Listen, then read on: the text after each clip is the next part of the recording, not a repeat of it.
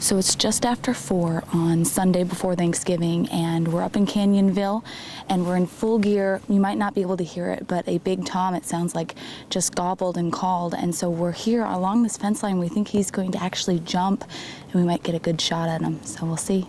The big tom is walking out. You'll see what happens soon, but before you take aim, a lot more goes into hunting. One of the biggest things you need is a good pair of binoculars. You want to see the turkeys before they see you.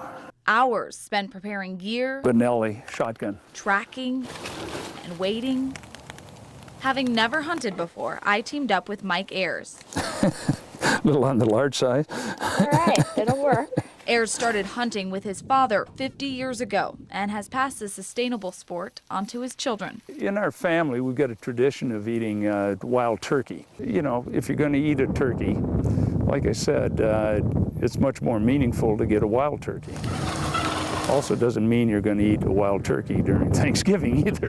For our turkey hunt, we headed up to Canyonville, to ranch land that's been in the Briggs family since the 1850s. Turkey's like a combination of oak trees, open fields, hardwoods, and this place has got it all. Ayers has hunted here for years, and before Sunday's hunt, we toured the area, finding lots of turkeys. Probably 40 to 60 females and young turkeys. But most weren't what we wanted. We want to go after the big guys and try to find the big guys. Tom turkey that's 2 or 3 years old has been chased by cougars and coyotes and hawks and eagles and people.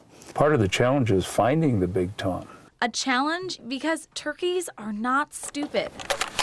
It can get to know the hunter's calls. In fact, most hunters will have 5 or 6 calls with them, and if they're caught by the turkey, they'll change their calls and change their calling pattern. Domesticated turkeys have given the wild turkeys a bad rap. The wild turkey was almost our national bird.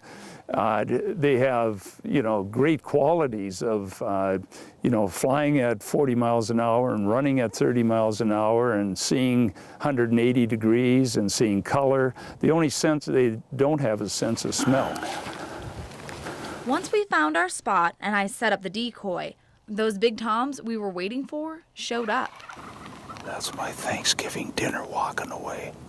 They didn't get close, and they didn't stay long. About the worst conditions for turkey. And Ayers couldn't take a clean shot, so he didn't. You know, the local Indians have a word for what just happened to us. Vegetarian. Do you remember those hens and jakes from earlier? On our walk back in the last moments before darkness, we found them. They too were ending their day, flying up to roost safely in the trees. There you go. So despite the right gear and the right decoys, we still didn't get a turkey today. Still, it's an experience you can be grateful for. Outside of Canyonville, Erin Maxon, Newswatch 12.